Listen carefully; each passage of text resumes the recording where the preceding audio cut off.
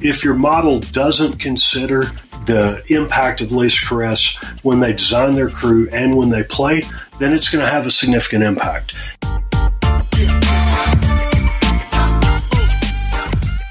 What enables you and your models are her other abilities.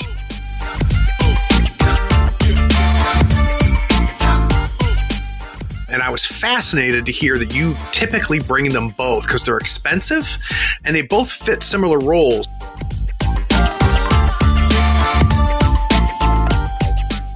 But when I look at M3, the way Molly functions, in a lot of ways to me, it's kind of the Nelly approach.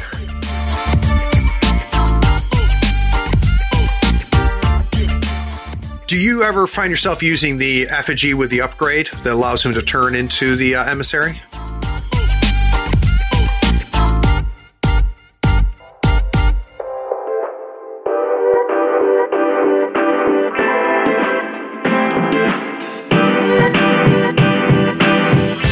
There are few things better than stepping away from the screens, unplugging and sitting around a table to do battle with your friends. Every week, Third Floor Wars brings you the latest strategies, tactics, and reviews on board games, card games, and miniature games like Malifaux. If you want useful information on the games you already play, or new insights on great games other people are playing, you are in the right place.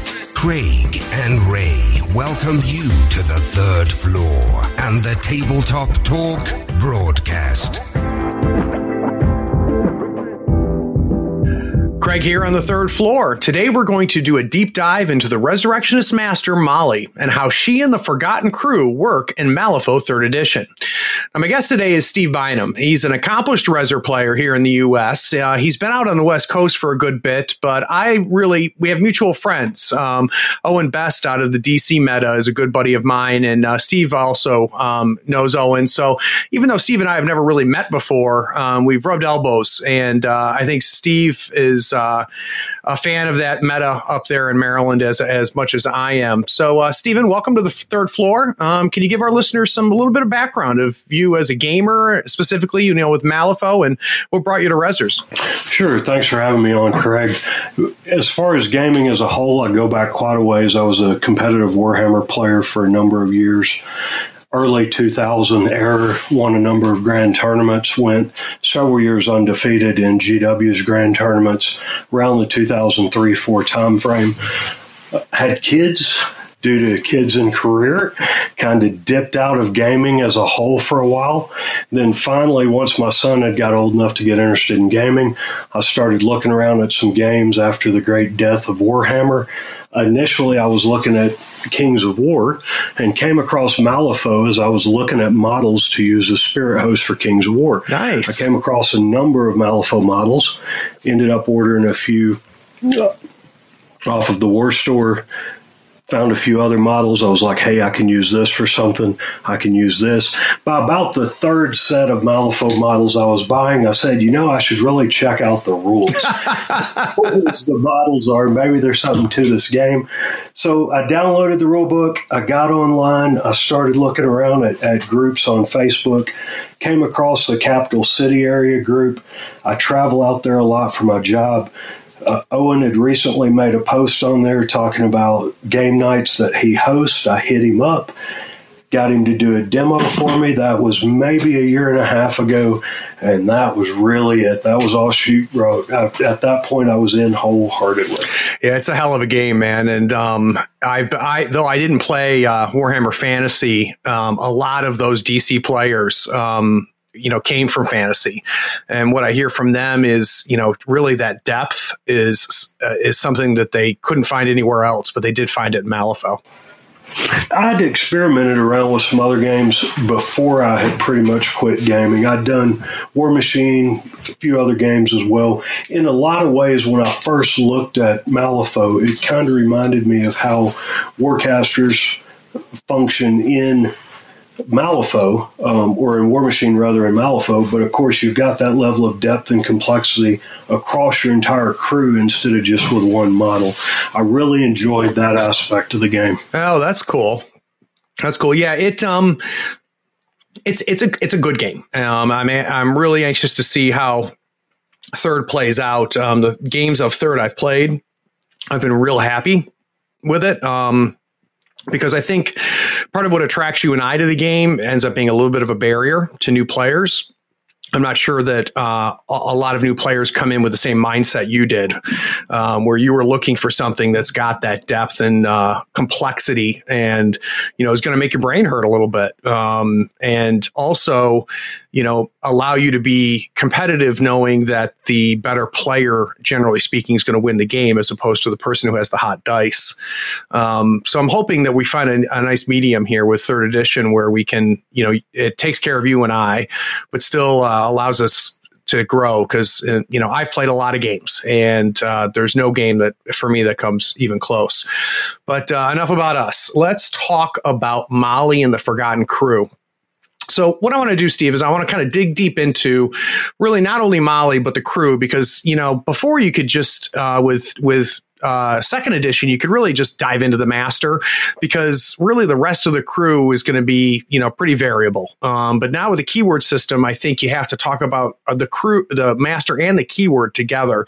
So I want to talk about, how you, what Molly does, and just generally speaking. I don't, we're not going to read the card to everybody, but and really get a sense of, how do you build a forgotten crew? How does that whole crew, play on the table? I really want to find out, your thoughts on paths to victory, depending on the scheme and strategy pools. So can you start us off, Steve? Just give us a kind of a general overview on Molly. Sure, no problem. Absolutely. So with any crew, I think one of the essential things you've got to do up front is take a look at how does the master function? How does the keyword as a whole function? How do the different pieces work together? And then approach your schemes or strategies and your crew selection around that. Starting out with Molly, she's generally a supporting master. She does a lot of things to improve your resource efficiency. She dictates how the opponent plays and limits some of their options as well. She does a lot of things to enable her crew. Really, I kind of look at her much like Nellie in second. Oh, that's interesting. As a Resur player, I was really in M2E more of a Yanlo and a Seamus player. Guild was actually my main faction. But when I look at M3, the way Molly functions, in a lot of ways to me, it's kind of the Nellie approach. She does things that limit your opponent's options, that handicap what they do, what options they have available, and then also gives you a lot more efficiency. She helps you with your hand size. She helps you with movement. She gives you free focus. She does those little things to help you get more out of your actions and more out of your activations by front loading some of the space where you would have to focus and set up your schemes or accomplish your strats, etc. So that's how I look at her and how I look at the crew. Yeah, I got to tell you, man, I have never thought about it that way, but you completely just, lit up my head, because that's a great analogy. And I played Guild in 2E. That, in fact, Guild was my first faction. And I eventually ended up with Nellie as my favorite master for all of those things. And it helps me now understand why I've had so much fun with Molly in 3, because she is kind of the Nellie of the Resur faction. Great call, dude. I never would have thought of that. And now that my wheels are turning in my head based on what you said, it gets more and more true. So that's very, very, very cool. She, wow. All right, cool. Let's dive in a little bit more. I think we probably should start off by talking about kind of her signature ability. So can we get into Lisa Caress? Yeah, let's do that. So as you mentioned, the signature ability that she has on her card, which really also spurred the greatest outcry or problems with her during playtesting, is Less Caress. It really aids her in disrupting the enemy crew and can provide another source of just ping damage all through the game for her. What it does, for those that may not be familiar with it, is It only works if Molly is the crew's leader, and if she is, then anytime an enemy model within her line of sight declares an action that they have already taken during the same activation, they take 2 damage. So, for example, if a model walks and then declares walk again, and she has line of sight to them, they take 2 damage. If they shoot, declare a shoot action again, the same shoot action, then they would take 2 damage. And that goes across the board with any action a model can take. Yeah, it's very disruptive. It can be. Yep. And we'll talk about kind of how, to mitigate that. But one of the key things that I didn't realize when I read it the first time, Steve, but after playing it, I think it's important to point out, which is kind of when it becomes effective. So in your example, let's say I'm out of her line of sight when I declare my first walk action, right? So she can't see me. So I walk my model, and then I walk within her line of sight and I declare a walk again. It doesn't matter that she couldn't see me for the first action. Absolutely. What matters is that she can see me when I'm declaring the action again, right? Spot on. It's when you declare the subsequent action, if she has line of sight to you with no range restriction, then you either take 2 damage or choose not to do the action. This is really something new. One, because it's a table-wide effect with no length restriction. And in second, in M2E, you didn't have many abilities that work like that. So when this first came out in the playtest, I was not in the alpha, I was in the closed beta in blue group. Back then, it wasn't 2 damage. It was just a pure prohibition against duplicating actions, and it caused a lot of problems for people. Yeah. The key is understanding how to approach it. If your model doesn't consider the impact of least caress when they design their crew and when they play, then it's going to have a significant impact. If they're aware of it, if they think about how it functions and what it does, then it's really not so bad. So in the example you gave, if a model walks and then they walk again, they would take 2 damage. So instead, typically, you can declare a charge and then a walk, or a walk and then a charge to get the same amount of movement, since models only have 1 move stat, without having any penalty. The only real penalty is that, of course, on the charge, it's a push, so it's straight line, vice the walk, where you can actually maneuver around obstacles, etc. Yeah, and it having played Molly a few times, and each time I played it, it was the first time my opponent had faced her. It really created some aggravation and headaches for them, like turn 1 and turn 2. But I found that my opponents kind of figured it out a little bit by turn 3, turn 4. And it's still limited to them, right? It'd be much easier if that didn't exist. But they realized that you can still get a lot out of your crew with that limitation, but you have to think about it. And the example you gave, Steve, is perfect, which is walk then charge, or charge then walk. And you also kind of alluded to it too, is if you've got 2 shoot actions, don't declare both of them. Declare 1 shoot action, then if you've got another ranged attack, use that one. So now you telling me about where it stood in beta, that's crazy. But I'll tell you, though, my experience in beta on both sides of the fence, using Molly and playing against her, was much what you described now. The first time somebody sees it and they haven't faced that before, it's overwhelming. But once they think through it, once you talk to a player about it, you describe things like the walk charge option or the charge walk option. You talk about shoot charge or focus charge, or melee, then shoot if you kill the model, and you run through these things, then people see there's still lots of ways I can still get the same end result that I want, maybe not in the most efficient way, but without a whole lot of limitation or handicap. The big piece is you not only have to think about it in play, but it helps to think about it in crew selection as well when you're playing against it, and select models that have action diversity, that have multiple types of melee attacks or multiple shooting attacks, or at least have both, so that a player has the option to shoot and then charge, getting the effect of both actions within their activation without any penalty. Yeah, with M3, before you build your crew, the master you're going up against. So I think that's really good advice. And absolutely, I don't know, Steve, if I would make that the leading driver for my crew building. I think I still might, focus on keyword and focus on the pool. But if I'm looking at, the last 15, 20 stones in my core crew, I think that that's a great thing to keep in mind, is, it's out there. It's not a surprise. It's not a gotcha.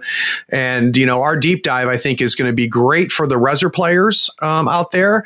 But I think it's also going to be valuable for those people who are going to face her, because I'm like you. I'm having a ton of fun with her. And I have a sneaking suspicion she's going to be a popular master. All right, so let's take a quick break, Steve. And when we come back, I want to talk a little bit more about the crew itself. So we're going to talk about how to build a Forgotten crew. So we'll be right back.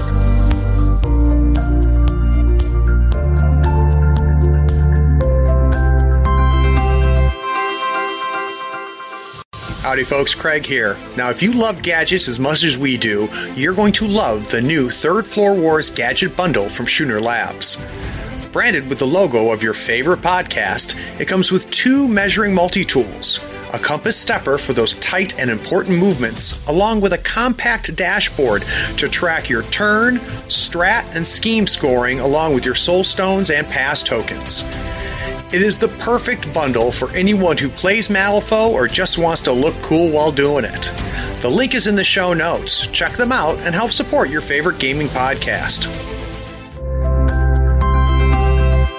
Okay, now that we kind of got an understanding about, what Molly is, and really, I think, talk about her signature thing, I think it's really useless to get into everything else that's on her card without getting into the crew itself, because to Steve's point, she's not a master who functions on her own. She's the Nelly of Resurrectionists, which I still can't get over, Steve, how good that description is. So, Steve, can we kind of talk through your approach to building a Forgotten crew? Sure, no problem at all. So when I play her, usually, regardless of the pool, i.e. the strategies and schemes I'm playing in, there's a standard core of the crew that I build around. And then from there, I option models in and out based on the specific either pool, the schemes, the strategy, or the opposing crew, etc. Looking at the crew as a whole first before breaking down the individual models, typically, obviously, you start with Molly, you start with a necrotic machine, which is her totem. From there, I look at a few core models, Archie, the Rogue Necromancy, and the Carrion Effigy. Occasionally, I find myself dropping one of those out, but I would say in 90% of the games that I play with Molly, I start out with her, the Necrotic Machine, Archie, the Rogue Necromancy, and the Carrion Effigy. Even though the Carrion Effigy isn't actually a keyword for her, but it's a versatile model I bring in. So when you and I, before the show, we're going back and forth on this. I got to tell you, man, I had always approached Archie and Rogue Necromancy as an either or. And I was fascinated to hear that you typically bring them both because they're expensive and they both fit similar roles. So can you go a little bit deeper in why you bring both? Sure. Really, it goes back to what Molly does and how you're going to use her. We talked a little bit earlier about less caress, but really, I don't build my crew and my strategy around that because that's something that affects your opponent. It can help you out by limiting their options, but it doesn't enable you. What enables you and your models are her other abilities. Her ability to push models with her bonus action and give them focus. Her ability to put slow on opposing models, giving you that action advantage in the matchups. And when you look at that what you're trying to do in a Molly crew is get action advantage, action efficiency, and quality efficiency over your opponent. That's why I like multiple big models. When I bring in multiple big models like Archie, the Rogue Necromancy, those are things that even though Archie can't get focus, since he does have Numbskull, both him and the Rogue Necromancy, when you can put them on a model and set up an advantageous situation for them where the opposing models got slow, where your models got focused, where you can't be retaliated against, you're allowing that model to really get in there, pound in damage, eliminate key models, neutralize your opponent's approach without giving them lots of opportunities to respond. You really want something big, survivable, tough, that can get in there and make a huge difference in the exchange in my opinion, when you run Molly this way, instead of a whole bunch of smaller models. A lot of times, I don't just stop there with Archie and the Rogue Necromancy when I'm looking at big models in the crew. Frequently, I'll have another large model in there as well, Dead Rider, something like that. Occasionally, I'll bring in a second master, another henchman, maybe somebody out of keyword like Manos that we can talk about later. But I start with that core crew, and then you got to look at how I approach Molly and how I play her. So you got to look at Molly kind of as the quarterback. Yeah. And I think that's a really good point. And one thing it makes me think of, I mean, the one thing that's a little bit scary about how expensive Archie and Rogue Necromancy is. I mean, when you look at the damage output and the mobility, especially of Archie, their price makes sense. But what can be scary about them is they can be a little soft, right? They don't hold up to focus fire. If somebody comes in and says, I'm going to eliminate Archie or I'm going to eliminate the Rogue Necromancy, because of their low defense, and all they really have is the hard to wound, it can be relatively easy to take them out. But what is interesting about Let's Caress is it actually helps them defensively, because someone is not going to come in and just without a thought attack twice. It can help them out, but when you look at lists, you got to remember that it's all about the exchange there. It's about the trade-off, and your opponent gets that choice. So if they think it's advantageous for them to take the damage in order for them to get that second attack or to get a flurry or get something like that, they're going to. The other one, too, that where I caution people against relying on Less Caress as a defensive tool is it's real easy to shut down. It requires Molly to have line of sight. Yeah. And when you're using a lot of big size 3, 50 millimeter based models, it's very easy for them to position the attacking model so that Molly can't see them. And that's something you have to watch out for when you maneuver. That's a great point. I mentioned earlier, I run Molly as the quarterback, and I really do. She's almost the back of that V formation where she's in the center. Ideally, she's in an elevated position where she can have a commanding view of the battlefield, see the maximum number of things possible, and minimize opportunities for them to hide their models. The Rogue Necromancy and Archie, a lot of times I run as flankers on either side of her. Sometimes I tag team them together, but typically I'll split them up. I still run them fairly close together. I don't split table wide usually, and we can talk about just play approach in general. And then I'm a little more reserved with them than you would think. A lot of times I'll hold them activate late. I want to look for those opportunities to pick off models early without retribution to give me that numeric and that action advantage, even though I'm dumping a lot of stones early into big models and very often start out either on par or outnumbered by my opponent in model count. So, Steve, I think I understand what you mean by action advantage, but I'm not 100% sure. Can you kind of help us understand what action advantage means in your mind? Sure. Well, there's a couple ways of looking at it. One is just the number of actions you get, a la activation advantage and model count. The other is the quality of the actions and what you can do with them. For example, when you go back to the overall approach to the game, and this is something we can talk about more in depth later, in almost any game I play of Malifaux, with most of the crews I use, I try to employ an approach that's going to let me, quote unquote, seed the strategy early. Do the things I have to enable me to score the strategy throughout the game over multiple turns early, so that later in the game I can just focus on neutralizing the opponent, eliminating their models, preventing them from getting their objectives. So with a Molly crew, for example, depending on the strategy you're playing, like today I played a game against a Jacob Lynch player, and it was turf war. So first turn, I managed to flip 3 of the markers to me. By doing that first turn, which really first turn is generally kind of a maneuver setup turn where you're not really engaged in a whole lot of direct confrontation with the enemy, depending on the terrain, depending on the deployment, et cetera, it puts them on their back foot where they have to come to you to take those models away or take those markers away. So then when they're using activations and they're using actions to move to try to close the gap between us, I'm able to do things more effectively by attacking and killing their models instead of just moving up to engage. The crew's maneuverable enough that a lot of times you can get the conditions set early so that then when you close with the opposing crew, you've got focus, you've got Molly handing out slow in their models, you're outdrawing them with cards to ensure you have the right cards you need to keep your models alive, to allow them to be effective, and you're not having to spend your AP at that point accomplishing the schemes and strats because you've already got those set where your opponent has to take it away from you.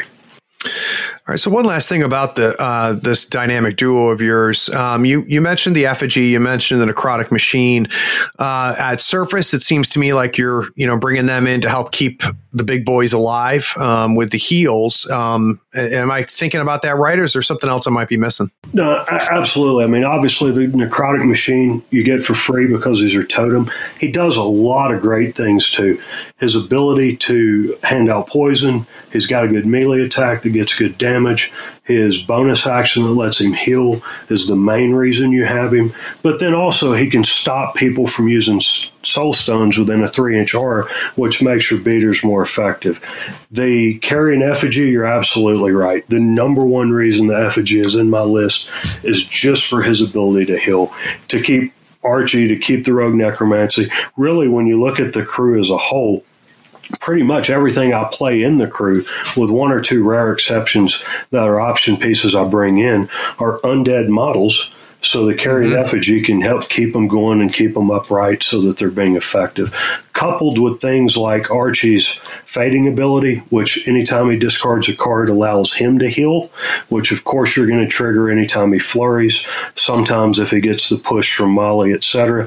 The crew is actually surprisingly resilient, and even though a lot of the models in it have a reputation of being fairly squishy, with the right resources, with her ability to hand out slow to neutralize the opponent's offense and the ability to get you cards as well, then typically they turn out to be pretty resilient when employed under those conditions.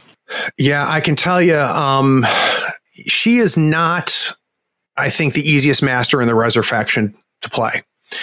That speaks not to her effectiveness. I think that core concepts of being good at Malifaux are needed to be good with Molly. And that's positioning, that's activation order, which gets into the healing and the fading abilities of each of the models. I'm with you, Steve, as you and I have talked about before the podcast, that she's going to be, I think, one of the top tier masters out of the Resers. But I don't think she's going to be the best one to start off with if you're new to the game, or even if you're new to Resers, in the same way that Nelly wasn't for Guild. Yeah, there's a lot to think about, right? As far as unrolling it. So we talked about Rogue. We talked about Archie. What else is part of your core? So really, those 5 models are where I start. From there, there's a few other things I'll look at. After you've bought those 5 models, you've got about 23 soul stones left, which gives you a decent amount to tailor for either the specific pool or the opposing crew. As I mentioned earlier, a lot of times from there I take a third big beater. My best choices for that, usually Dead Rider's probably my number one choice at 11 soul stones. Other good options, sometimes I'll take another henchman, somebody like Manos, if I really need the maneuverability that he brings, even though he's not keyword, or if I'm playing against a crew where I want the ability to shut down demise abilities, then Manos is a great buy there as well. Sometimes you may look at something like the Emissary, but of course at that point you're dropping the effigy since you can't have both in the list, or the Grave Golem. But I'll tell you, 90% of the time, my third big beater is the Dead Rider. Do you ever find yourself using the effigy with the upgrade that allows him to turn into the Emissary? I don't. I've looked at it before. The Emissary brings a lot, but if I've already got the other beater, either the Dead Rider or Second Master or something like that in there as well, and I'm relying on the effigy for the healing, then the trade-off is once he becomes the emissary, he's coming in as a weakened emissary. Granted, the necrotic machine can heal him some. At that point, if I've been effective, I don't need the additional killing power that he brings, but I might need that healing more to give Archie that additional turn, or to give the Rogue Necromancy that additional turn, etc. Are there any minions that you often turn to when you're building the crew? Yeah, the minions are really an area where my selection of minions is based on what the actual scheme and strategy pool is. And we can talk about how to play into different ones later. When you look through the other models in the keyword, before you even get to minions, there are a number of other choices out there. Sometimes those can be useful, sometimes they're not. The Forgotten Marshal is one that there's been a lot of debate on. Earlier in the beta, then I played the Forgotten Marshal religiously as one of the other pieces of my core. Sometimes I would take him instead of a third beater. When I did, I almost always put the Whisper upgrade on him to let him see the additional cards to guarantee he could get his summons off every turn. Now that he can only summon 2 models, I really don't take him as much. Philip and the Nanny, there's another one that, your mileage may vary. Some people love what he does. I'm not a fan of him. I played him a lot in the closed beta, some in the open beta, just to see, does he work? Is he in the right place? For what he brings, I just think there's a lot more effective ways to go. When it comes to the other models, bar none, the best minion in keyword and the one I most commonly use above anything else is the Krulligan. Oh. From there, it's all, what's my approach and what's my overall play strategy that I'm trying to accomplish with Molly. Maybe a rabble rouser makes it into the crew every once in a while. Typically, if a rabble rouser does come in, it's because I did, for some reason, run the Forgotten Marshal, and I'm summoning those in to give me more combat power, to give me some cheap expendable cruise missile. But really, it's the Krulligan. The Night Terrors almost never make it into my crew as well. Once they made the change to flight so that it's completely within, then, well, you still get quite a bit of maneuverability out of them. Nothing compares to the Krulligans in terms of their maneuverability, their ability to get into the strategies for you, to accomplish schemes for you, to disrupt the opponent's crew, etc. And those are bar none my number one choice. That doesn't mean I run a lot of them, because, as I said, beyond the core crew, you're really building based on the schemes and strategy. Today, I played against a Jacob Lynch player that was playing a really themey, fluffy Lynch crew. He had Jacob Lynch, he had Huggy, he had Gwyneth in his crew, then a couple Buccaneers, a few Illuminated, and a lone swordsman.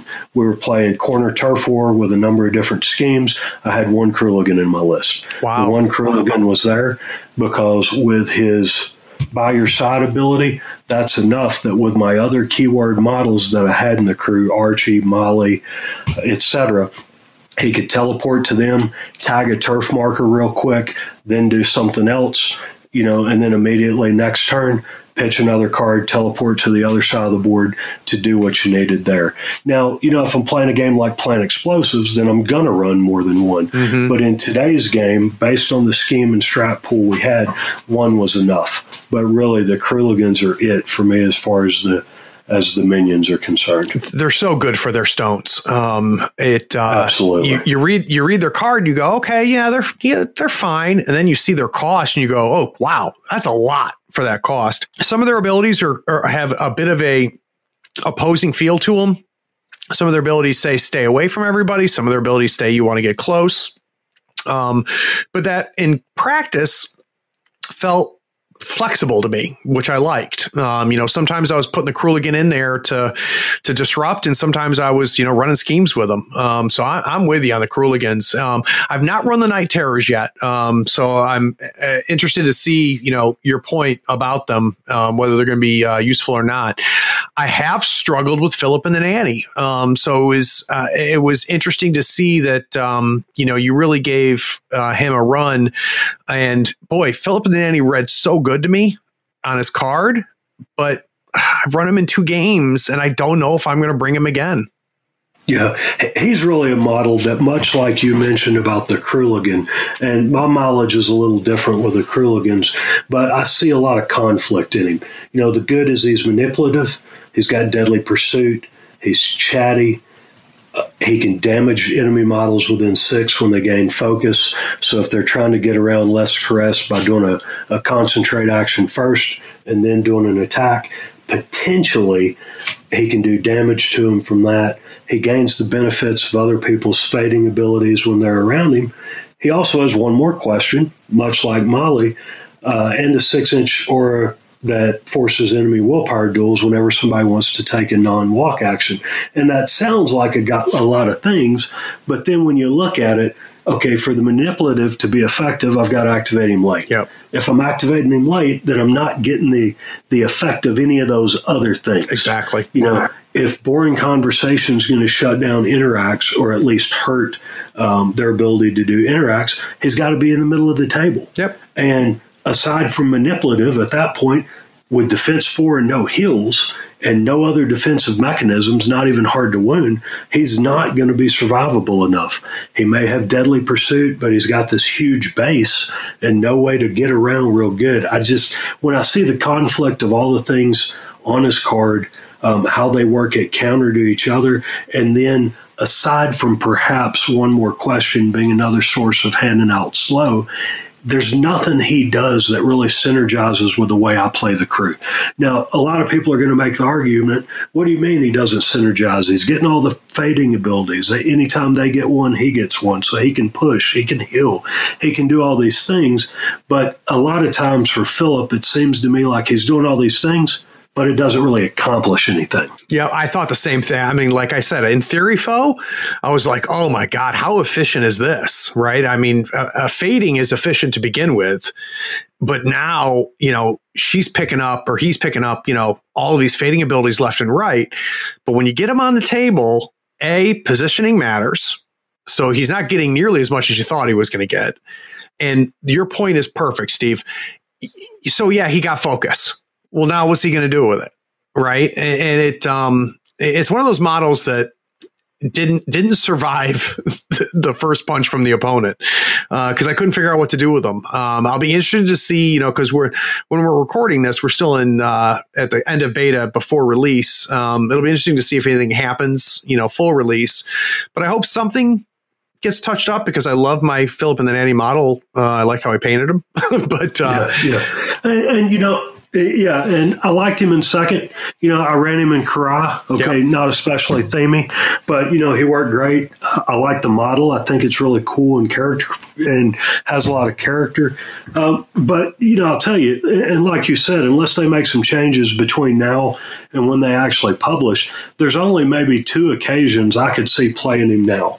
One is in a game where I'm running a lot of Kruligans and I need one more good keyword model that has a lot of speed to get out there quick for the Kruligans to be able to anchor to, then, maybe he's beneficial then because he can double walk out. Then he gets his deadly pursuit at the end of the turn so that on turn 2, he's in a good place for them to teleport. The other one is maybe for scoring claim jump because he can roll up at the end with deadly pursuit to get in position to score it.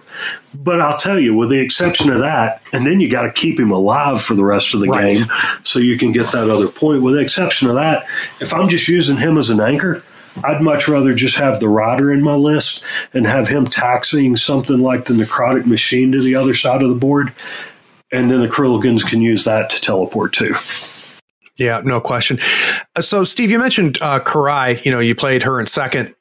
That kind of leads me to my last question before we take a break, which is, do you ever hire a second Reser into a Molly crew? Absolutely. There are a lot of crews I may not take a second master in. I have played Molly by herself with no other masters, but currently I'd say I'm running about 50-50 with hiring in another master. Wow. Part of it is a product of the meta, and we alluded to this earlier. I know you're out in Carolina and have got a pretty healthy meta up there. Owen and the guys up in the Crystal City, DC area have got a great pool of people. Out here where I'm at in Southeast Arizona, in my town, right around Fort Huachuca, the meta's like 5. And 2 of those are me and my son, right? There's a few guys in Tucson. There's a few more guys in Phoenix. The guys in Phoenix are really great guys, but it's really too far away for me to just go to for a casual game. We occasionally go up there for some tournaments. That the last couple we went up for, me and my son won.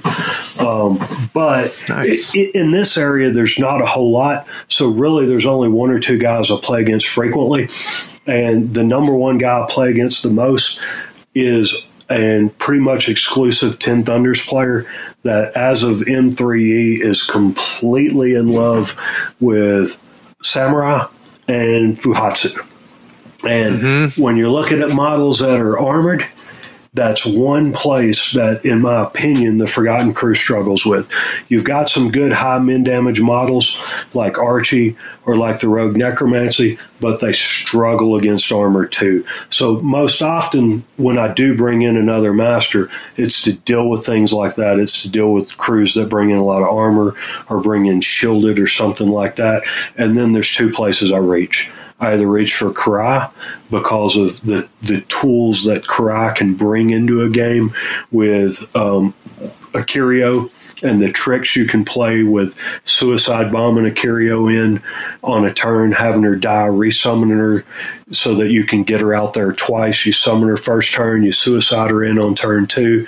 If they kill her, you bring her back so she gets to go twice with irreducible damage. Or really, probably my most common second master that I bring in to Mali and to a number of other Reser masters is Doc McMorning. Doc McMorning is priceless. He is a model a turn when you're talking about heavily armored things. He doesn't have a real high damage track. It's good at the upper end. It's like a 3 moderate and a 5 severe. But what he really brings is the ability to ignore armor, hard to wound, hard to kill, and shielded. So if you come up against the Arcanist player, if you come up against, like in my case, frequently against the 10 Thunders player that runs a lot of armor as well, then he's good for a samurai turn or an illuminated turn or whatever ails you. That Doc's got a treatment. So, boy, you are speaking the gospel when you talk about armor, because I ran Mali into a Ramos crew, and boy, less caress doesn't matter a whole lot when they have armor. No. I mean, you're getting them for the pain, but the biggest hurt, though, because I don't bank on caress really doing a lot, but you have the expectation when you put Archie into something or you put the Rogue Necromancy into something, and Archie's coming in with potentially 3 attacks, including his flurry. He's got a good damage track. You're counting on him to pound in the damage. And when there's a metal golem on the other side of the table from you, or there's a samurai on the other side, so that he's only getting 1 damage per hit, you're just not getting the return you need on his actions at that point. You might as well have a Kruligan in there attacking. Yep. No, it's a really, really good point. Well, man, I have not run a second master with Mali yet, and I love Doc McMorning, and I just hadn't thought about it. So, credit to you, man. I'm gonna really look forward to doing that. So, anybody in the NC meta, I'm gonna make sure that I try that before I release this episode, so you guys don't get a heads up.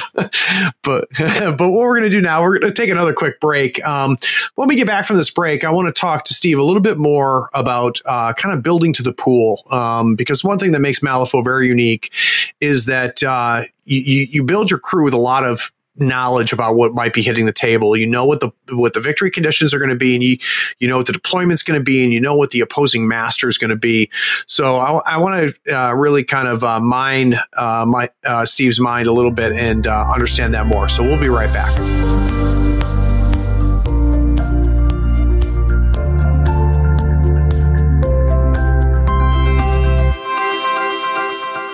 Okay, now that we've got kind of a feeling with how Steve kind of builds his core Forgotten Crew, I want to, talk a little bit more about building to the pool and to the opponent. So, Steve, can you kind of dive in? Let's start with strategies. When you know what the strategy is, how does it affect how you build your Forgotten?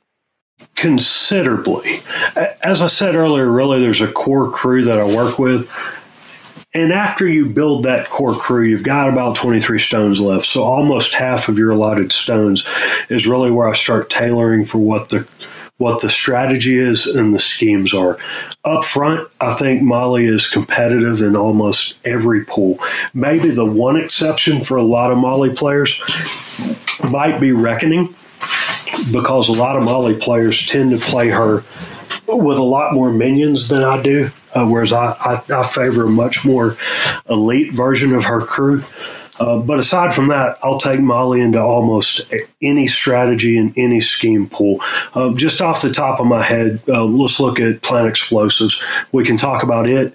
The game I played today using Molly against a Lynch player was Turf War, so we can pick one of these. We'll just do Plant Explosives, and then we can talk about how the same principles can be adapted to several different pools based on the strategy and the schemes. Starting out for something like Plant Explosives, as I said earlier, my core crew is going to be something like Molly, the Necrotic Machine, Rogue Necromancy, Archie, Carrion Effigy. From there, with the 23 points I've got left, I'm going to bring in the Dead Rider. And then for a strategy like Plant Explosives, if I really want to tailor for that strategy, that's where I'm going to drop in 3 Krilligans. Right off the bat, bar none, no one plants bombs more effectively than Krilligans. 12 points, 3 Krilligans. Those are going to get 3 of the explosive markers off the top, and then I'll put the others somewhere else. Molly, Necrotic Machine, Archie, Rogue Necromancy. You got a lot of choices because the crew is so mobile. And before I really dig into how this works, let's talk about the mobility, and let's talk about what Molly's role is, because that really dictates how you're going to play out this crew or any crew into a given strategy pool. So in this crew, Molly's role is really to provide focus, movement, cards, as we talked about earlier, counter scheming, and to shut down the effectiveness of the opponent's big threats by handing out slow with one more question, while the Rogue Necromancy and Archie are really the beaters that cut them down to size. I talked about seeding the objective early. That's what the Krilligans do. In the strategy Plant Explosives, your scoring is based on your ability to get to the opposing side of the table and then take an interact on the opponent's side of the board to place a explosive marker in play. Obviously, you want to do that somewhere that they can't get to so that they can't pick it back up. Well, with the Krilligans, like we talked about earlier, they have a key ability by your side. At the start of their activation, they can discard a card to place within 2 of a friendly non-minion that they share a keyword with. So in a crew like this, those are your bomb carriers. You sprint something out early, you have the Dead Rider pick something up and help carry it forward, and then it can walk to the other side. You have the Rogue Necromancy, you have Archie, who are just amazingly maneuverable on their own. Get out there. Then the Krilligans can teleport to those, key off of those with their full allotment of actions left so that they can then walk, plant the bombs, ideally in a place that your opponent can't get to. So first turn, you're dropping 3 bombs with 3 minions in a hard-to-reach place that takes care of your strategy scoring for the first 3 turns. That's going to force your opponent to react. And that's where those big models come into. I mentioned we needed to dig into the models a little bit more, and that's really what the role that Archie and the Rogue Necromancy fill. They're the beaters in this crew. Archie brings Flurry. He's got high minimum damage. He's got Leap. He's amazingly maneuverable. Between Leap and his base size, and then his ability to walk charge or walk charge, and then Flurry, he can get way out there. He can gain just over 2 inches on the base width alone for the Leap, allowing him, without wasting any activations for walking, getting a 13-inch charge against something and still getting 3 attacks in it. If you're willing to forego one of those attacks, 2 attacks plus the Flurry gives you 3, then he can even get out to something 18 inches away. The Rogue Necromancy, similarly, is a very mobile beater as well, with his ability to push because of ambush, then move charge, and then his triggers like Pouncing Strike that let him get multiple attacks against multiple models as well. So you seed the battlefield with the Krilligans. Archie and the Rogue Necromancy are your counterattack force that get out there and jump on the things as they come in. Molly commanding the battlefield. She gives you counter scheming depending on what the pool is so that she can pick up their markers. After the Kruligans have done their initial planning of the explosives, then they can either turn into just suicide missiles that leapfrog to one of your other models to get in the way. They can counter scheme by picking up other people's scheme markers. They're also really good for, when you look at the pool as a whole, for accomplishing a lot of those other schemes like breakthrough, where you need to get to the back and drop markers. Harness the ley line, where they can teleport up real quick and lay out markers.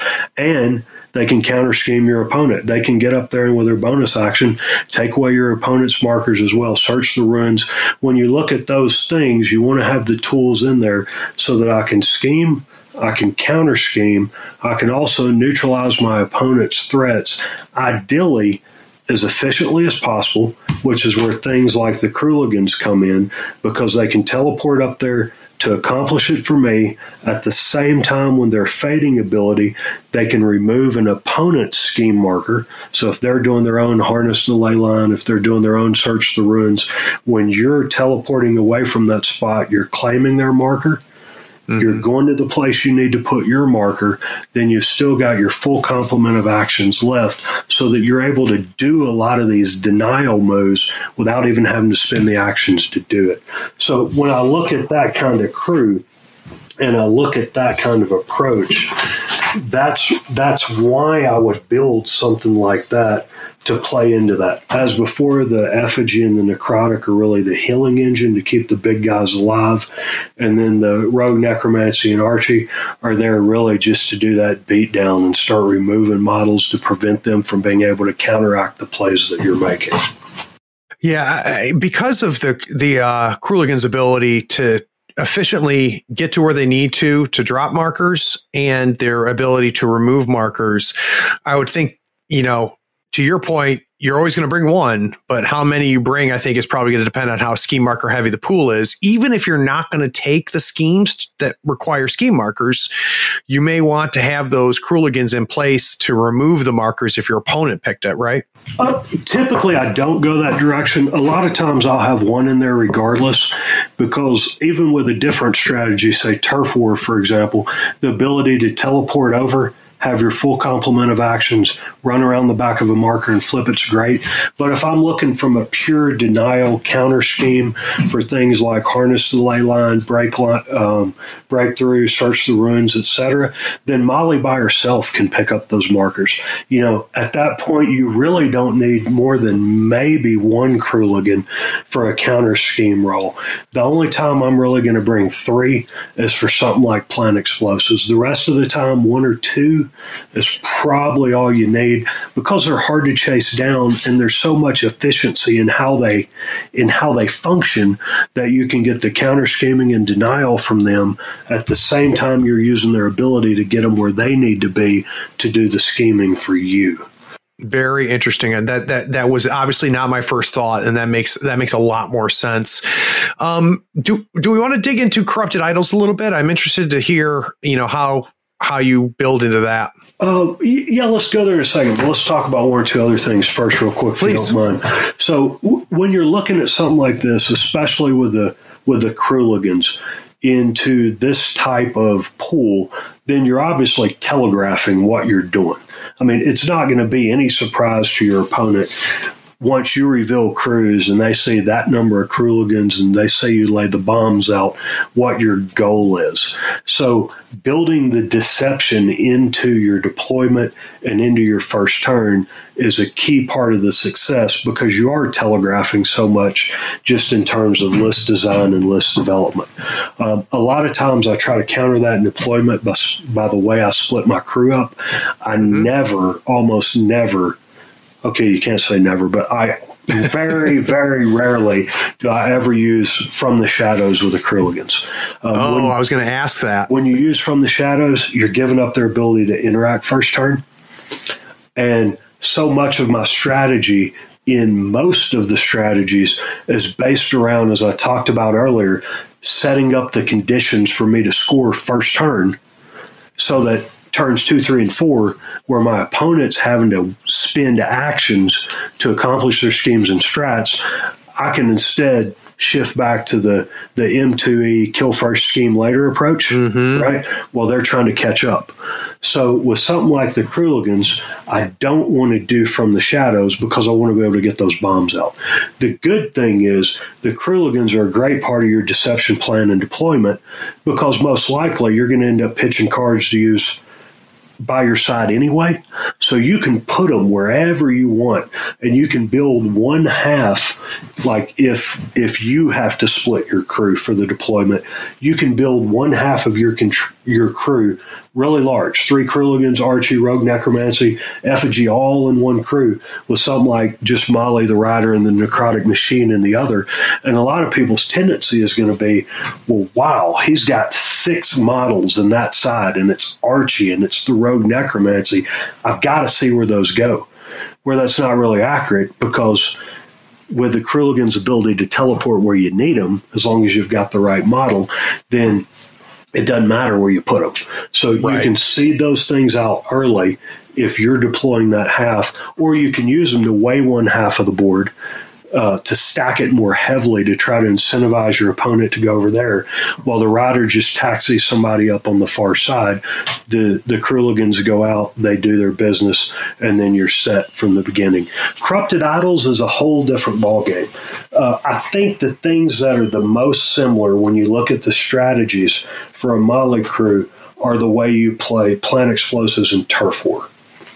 Corrupted Idols you have to do something different with, and then Reckoning you have to take a different approach as well.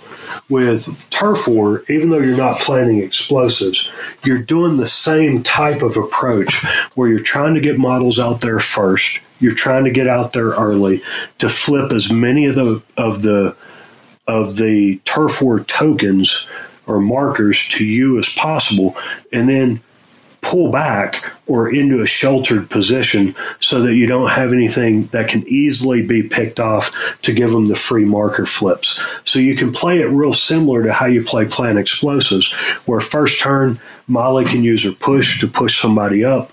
Your Krooligans, your Rider can taxi somebody up for the Krooligans to teleport to.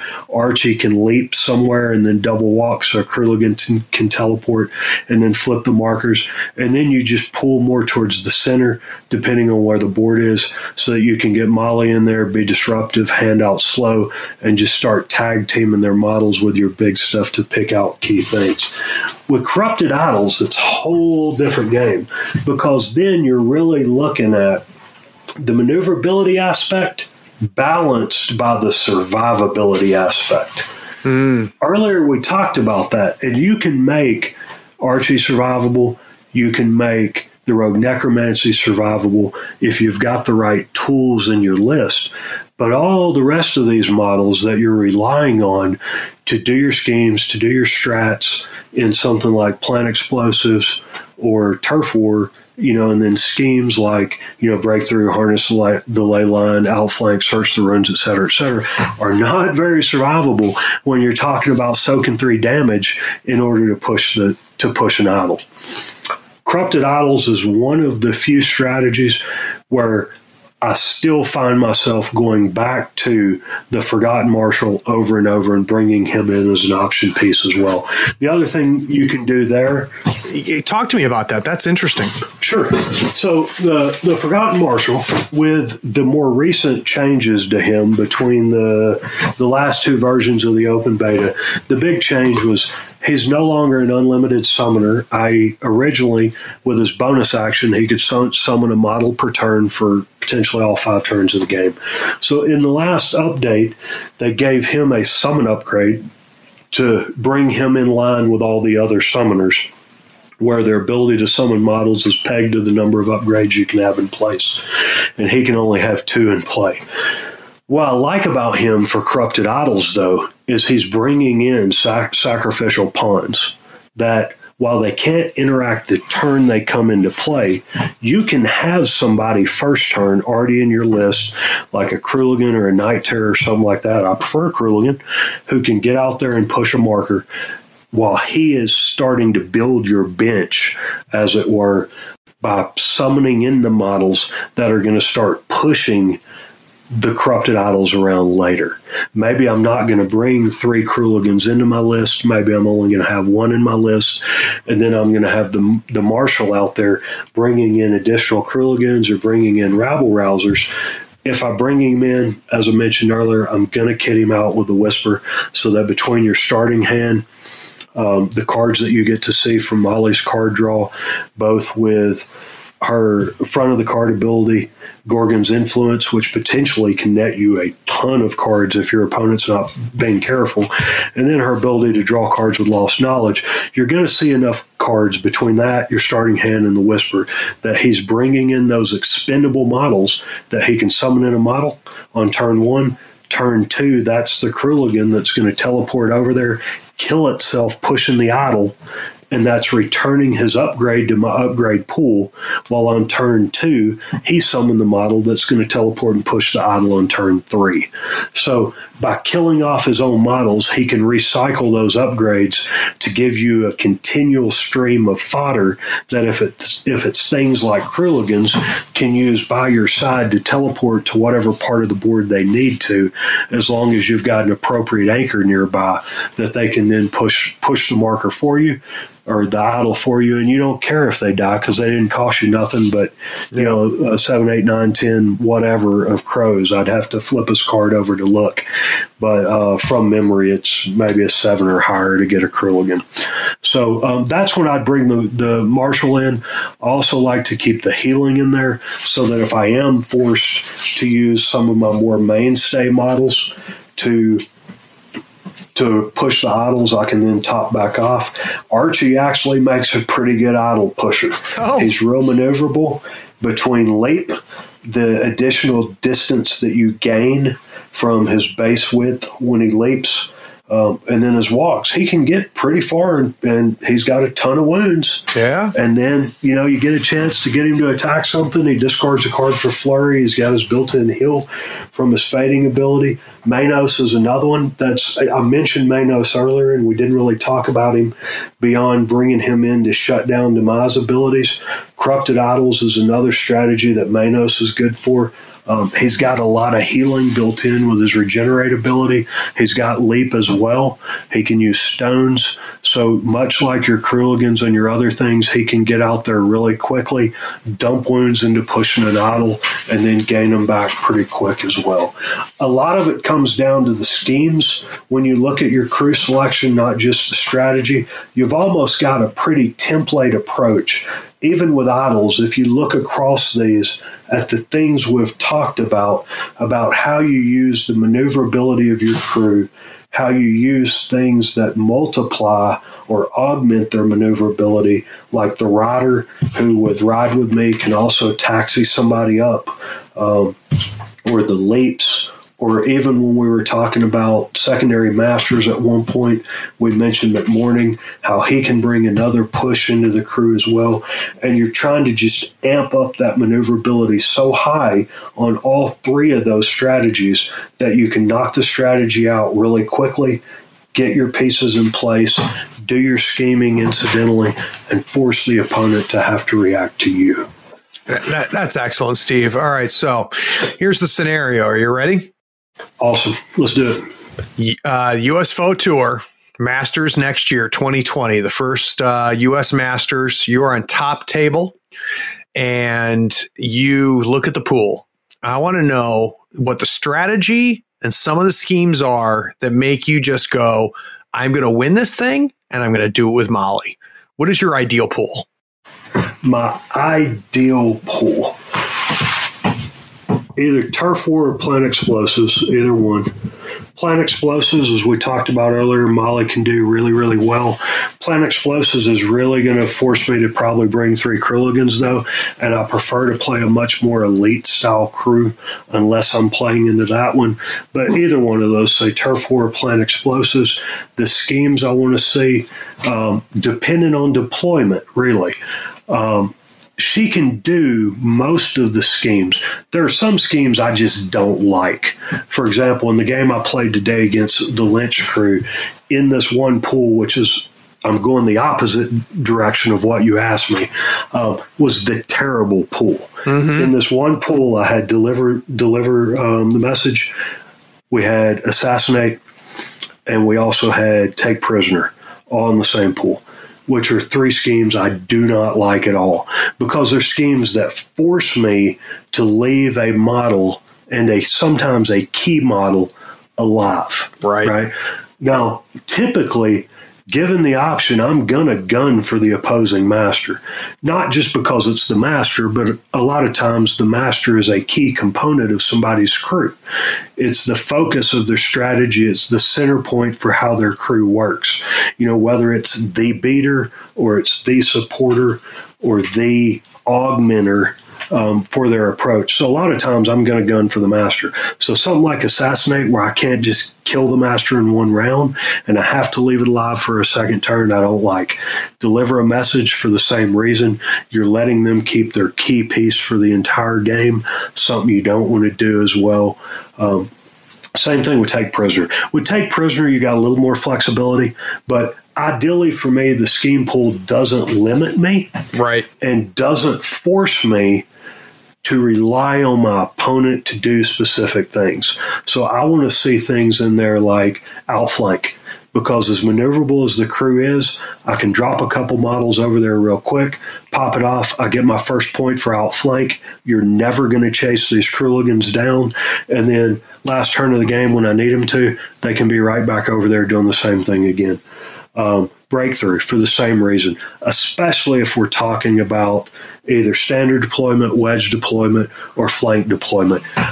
I don't like breakthrough as much for corner deployment because it is so far away. And unless they're playing aggressively, a lot of times, as aggressively as I play the Mali crew, they're still going to have models near their deployment zone. So breakthrough is a little more risky in turf war because their deployment zone is so small that if I have something like a Krulligan back there, it's easy for them to react to. If we're not corner deployment, if we're wedge, if we're standard, if we're flank, then I want to see breakthrough. I want to see outflank, as I mentioned.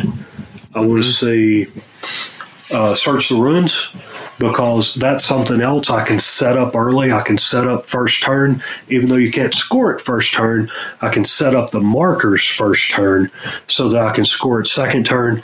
And then near the end of the game, I can drop a few more markers real easily as well, especially depending on how you're running the crew. There's so many ways you've got to push models around. And the other thing that's great about these is if search is in the pool, if breakthrough is in the pool, if schemes like this are in the pool that are marker-based schemes, then the tools that I'm bringing, like we talked about earlier, to accomplish these schemes are allowing me to neutralize my opponent's ability to accomplish these schemes. So something like that is what I'm really looking for. I'm looking for turf war. I'm looking for plant explosives. I'm looking for, depending on the deployment, breakthrough or outflank. I really love outflank in things that are corner deployment or flank deployment, just because it's so hard for people to get models over there, and this crew can get models over there really quickly. And then things like search, etc. I mean, those are all good ones.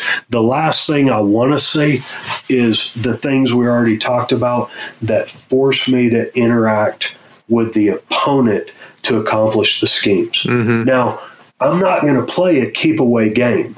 Believe me, with McMorning in the crew, with the Dead Rider in the crew, with Archie in the crew, or with something like Archie the Rogue Necromancy and the Rider in the crew, you're going to do plenty of interacting with the other person's crew. It's just not going to be using the interact action. Right. So you're not going to be playing a game of keep away, but you don't want how you engage the other crew dictated by what the pool is. You want to be able to make those decisions based on which models can I focus on of theirs and deny them capabilities that they need to accomplish their schemes, to take away actions that they have and to take away the pieces that they're depending on to neutralize my approach. And you want to be able to dictate that, not have the schemes dictate it for you. That makes a ton of sense, man. That makes a ton of sense. All right, we're going to take one last break here, Steve, and then when we get back, I want to give the non-Reser players out there a little bit of a secret sauce on how to counter Molly and the Forgotten. So we'll talk about that on the other side of the break.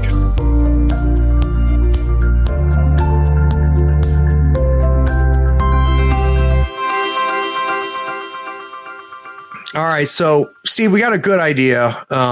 Kind of what your approach to Molly is, what's going through your head as you're building, what's going through your head as you're playing. Now we got to let all of those people that stuck around that don't play Resers, we got to give them a little bit of juice. So talk to me about what scares Molly and Forgotten, or if someone's going up against Molly and Forgotten, what are some potential good weaknesses or counters they can take advantage of? There's a number of things. I really think Molly's crew, the Forgotten, is one of those. It's easier to coach somebody on how to play against them than it is on how to coach them how to play them. Because knowledge of the cards and what they do is one thing. Being able to take it and apply it on the tabletop, adapt it to a variety of pools, a variety of enemy crews and situations is a lot more difficult. But talking about countering her is really a matter of you being situationally aware about 2 or 3 different things and then equipping yourself with the right tools to go against her. First is there's a lot of power, as we talked about at the very beginning, potentially in her signature ability, Less Caress. If a person doesn't think about it and actively consider it when they're planning out their turn and what they're going to do with their models, then every time they duplicate actions, they're pinging their models for 2 damage, 2 damage, 2 damage, 2 damage. Doesn't sound like a whole lot, but over the course of a number of turns, if a person is careless with their actions, that's enough to kill your average minion model just in 3 turns if they're not careful, or 4 turns if they're not careful and they're duplicating actions. So plan out your movement, plan out your attacks. In the early turns especially, think about the move, charge, or charge move so you can still get the movement you need without taking damage. Aside from planning out your action, it's looking at how you counter Less Caress. So if they're running a lot of size 3 big base models, using those to block line of sight to Molly, using terrain to block line of sight to Molly, using your own models to block line of sight to Molly, and then Less Caress doesn't matter at all. The other thing Molly brings to the table too, passively, is just card draw. Gorgon's influence on the front of her card. If she's got less cards than you do, when she activates, then she can draw back up. So if you've got 5 or 6 cards in hand, and I've already pitched 2 or 3 cards for Krulligans to teleport, I've pitched a few cards for Flurry on Archie, I've cheated something down. I've actually had games where I had one of my Krulligans attack another one of my models as my first activation, just so I could cheat cards with both models to empty my hand of bad cards before Molly activated and drew back up. So paying attention to the hand size, it's not as critical as it was when fading also keyed off of the hand size difference, but paying attention to your hand size, getting rid of cards you don't need while maintaining the cards you do that can limit the card draw she gets from Gorgon's influence. Ruthless models. A lot of the Forgotten models rely on Terrifying as one of their primary defenses. So Archie, the Rogue Necromancy we talked about earlier, Philip and the Nanny, some of these other models we talked about rely on Terrifying, they rely on Manipulative, they rely on those types of things as their primary defense mechanism because they're all defense 4, maybe defense 5, and X amount of wounds. Mm-hmm. So Ruthless models that can get around Terrifying, that can get around Manipulative, if somebody is taking Philip and the Nanny for whatever reason that I haven't figured out yet, then things like that can help you circumvent those defenses as well. The other thing we talked about at the very beginning was action diversity, things with multiple types of attacks, where you either have multiple melee attacks or you have multiple shooting attacks, or you have a mix of both so that the same model can shoot, charge, focus charge, take two different melee attacks, etc. So you're always able to maximize the effectiveness of their actions without taking the ping damage for liths. Other than that, the Forgotten Crew has got the same standard weaknesses that you see across the Resur faction as a general. They have abysmal defense. They have no widespread condition removal. While they don't have any condition removal within keyword, they can bring it in with things like nurses, and then, of course, Archie's immune to it. But conditions, especially things like distracted and injured, are things that can really cripple or handicap the crew. Other than that, something like Sonya with mass blast models that can blast a lot, that can lay out the burning, that can lay out poison, that can stack negative conditions on the model, can really handicap the Forgotten Crew. And then probably lastly, the other thing I would say is having a few models in there that are high armor that can serve as tanks, that can slow down the beaters and prevent them from getting into your key models and getting that advantage. Even if you've just got one or two, you don't have to be playing the Hofball, or you don't have to be playing a similar faction. Even if you've just got one or two models like a Samurai or a Zamu or something like that, that's armored too, that can get in there and effectively shut down somebody like Archie so that they're only doing 1 damage per hit while Yanlo's topping up a Zamu. It's not going to take a Zamu more than a couple rounds to chew through Archie and then move on to another target. Same thing for other examples, like the Ice Golem or anything in any of a number of other factions that can bring an armored 2 big beater model to the table. The best counters for things like Archie are your big beaters of your own that are more survivable and then can pin him down and stop him from doing what he does. Those are really the things that I would recommend, is the blast, the conditions, the action diversity, the paying attention to your maneuver, paying attention to your hand size, and then having that armor model that can help shut down the beaters. Those are really the tools. Other than that, you know what they're capable of, so it's making that good assessment early about what schemes they took and what schemes you need to take to not leave you susceptible to the tools that she brings. Against the Molly crew, don't take schemes that make you put out a bunch of markers. If you're putting out markers to get Search the Runes, if you're putting out markers to get Harness the Ley Lines, if you're doing these things, then the Kruligans are going to pick them up to let me draw cards. Molly's going to pick them up to let me draw cards. The Kruligans are going to pick them up incidentally when they're teleporting off to do my own stuff.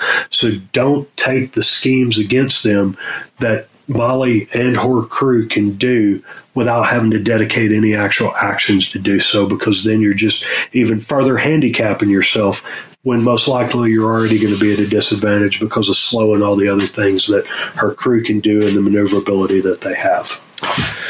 Yeah, I think that's all great advice, Stephen. It's completely in line with everything you said when we were talking about strengths here for the first part. So that's good. Steve, I can't thank you enough, man. This was good info. And I just want to let everybody know that offline, I've already talked to Steve about doing another deep dive. And he told me that somebody he's been getting on the table a lot is Marcus. So you can look forward to seeing Marcus. Now, do you think, Steve, you'll do that via the Arcanists or via Neverborn? Arcanist. There's been a debate on the forum recently about where he's better, and I know the Neverborn players think that with Rogu and things like that they have the advantage, but so far I'm really digging him in Arcanist because of the versatile models and the Arcanist Beast and what they bring to the table. Awesome. So make sure you subscribe to the podcast so that you can catch our deep dive into Arcanist Marcus. Other things that we've got coming up soon is we're going to have James Doxey back, and he's going to be talking to us with a deep dive into Karis. So all of you Arcanists out there are getting a ton of love. And then I've also got Jamie Varney lined up to dig into some more Resur love. So we're going to talk about Albus in a deep dive. So make sure that you are subscribed to the podcast. Make sure that, of course, that you go to our YouTube channel, thirdfloorwars.com, and the website. And we'll talk to you later. Steve, take care of yourself, and we'll be talking again soon. Yeah, it's great. I enjoyed it. Thanks for having me on. Take care.